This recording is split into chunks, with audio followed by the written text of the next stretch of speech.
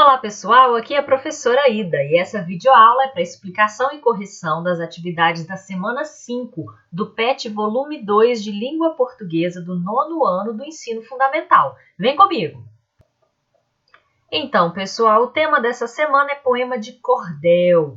Explica aqui um pouquinho para vocês sobre o que é a literatura de cordel e tem, como sempre, aqui no quadro Para Saber Mais, uma indicação de um site para você ter mais informações sobre esse tipo de literatura. Vamos fazer aqui, então, um resumo dessa literatura que é muito interessante, vale a pena você estudar um pouquinho mais. A literatura de cordel é uma manifestação literária tradicional da cultura popular brasileira, mais precisamente do interior nordestino. Os locais onde ela tem grande destaque são os estados de Pernambuco, Alagoas, Paraíba, Pará, Rio Grande do Norte e Ceará. No Brasil, a literatura de cordel adquiriu força no século XIX, sobretudo entre 1930 e 1960. Muitos escritores foram influenciados por esse estilo, dos quais se destacam João Cabral de Melo Neto, Ariano Suassuna e Guimarães Rosa. Então dá uma olhadinha, dá uma conferidinha no link que o PET sugere para vocês aprenderem um pouquinho mais dessa literatura tão interessante, tão importante aí para a cultura popular brasileira. E a gente tem aqui um texto que vai seguir aí o tema que a gente vem tratando nas semanas anteriores do PET, que é aquele conto dos irmãos Grimm, A Princesa e o Sapo, e tem vários textos aí que tem intertextualidade com esse conto. A gente aprendeu, inclusive, na semana passada o que é intertextualidade, E na semana que a gente está estudando agora, semana 5, não vai ser diferente. A gente tem aqui um poema de cordel que trata desse assunto, A Princesa e o Sapo, que é só uma intertextualidade mesmo. Na verdade, a história que é contada aqui é diferente. E é isso que é poesia de cordel, viu, pessoal? É um poema, ele é dividido em versos e estrofes, como vocês estão vendo, por ser um poema, é assim que ele é escrito.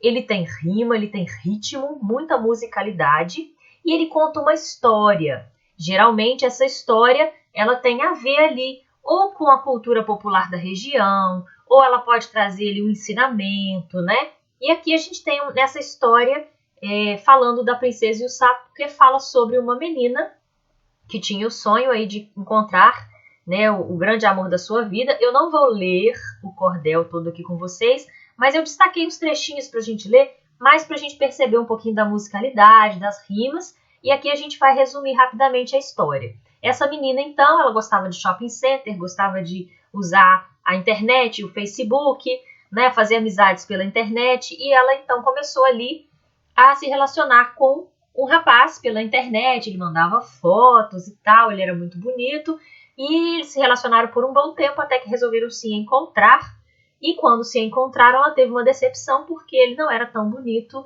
quanto parecia nas fotos, e a princípio ela foi embora e não quis saber mais, mas depois ela ficou com saudade daquelas conversas, de tudo que ela viveu com ele ali na rede social, na internet, e resolveu então ficar com ele, e os dois ficaram juntos, Então eu vou ler uns trechinhos aqui para a gente só ter uma ideia de como é o texto do cordel, tá bom?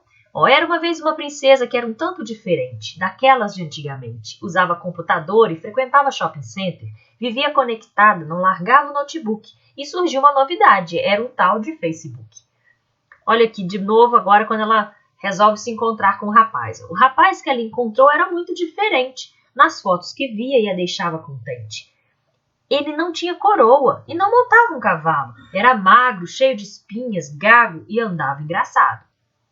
Depois que ela vai embora, e se arrepende, fica com saudade aqui, ela tem aqui uma outra estrofe que fala como ela se sentiu. Descobriu que, na verdade, beleza externa é vaidade e que o coração alegre formoseia qualquer face. O príncipe apaixonado, com orgulho no olhar, princesa, vem comigo, com você quero casar, é a mulher de minha vida, prometo para sempre te amar. E chegamos ao fim com uma simples conclusão, que não há ninguém feio se tem bom coração. Então tem várias estrofes aqui, eu li só algumas para exemplificar para vocês como é a linguagem do cordel, para vocês verem aí as rimas, e com certeza se você está assistindo esse vídeo é porque você já leu esse texto, Então vamos para a questão 1.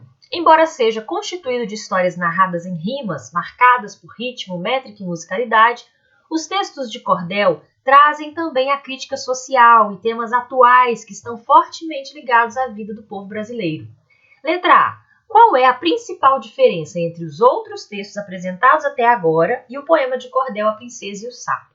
A gente viu, né, pessoal, que nos patches das semanas anteriores, né, a gente tinha esse mesmo assunto, esse mesmo texto, A Princesa e o Sapo, só que o mesmo tema, só que com intertextualidade em outros textos, né? E qual a diferença dos textos que a gente leu até então para esse dessa semana?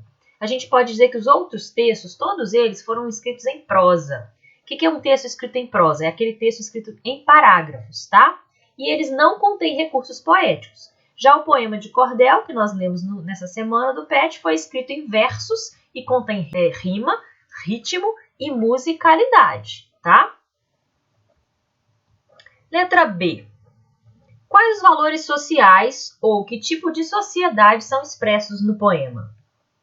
O poema fala sobre uma sociedade que, em nome da vaidade, valoriza mais a beleza exterior do que a beleza interior, ou seja, dá mais valor à beleza física do que às qualidades relativas ao caráter das pessoas. A gente vê, né, na atitude dessa menina aí do texto, dessa jovem, né, que ela se decepciona ao ver que o rapaz não é tão bonito quanto parecia. E vemos também na atitude dele, né, de colocar uma foto mais bonita do que ele é, de repente até uma foto de outra pessoa, não sei, né?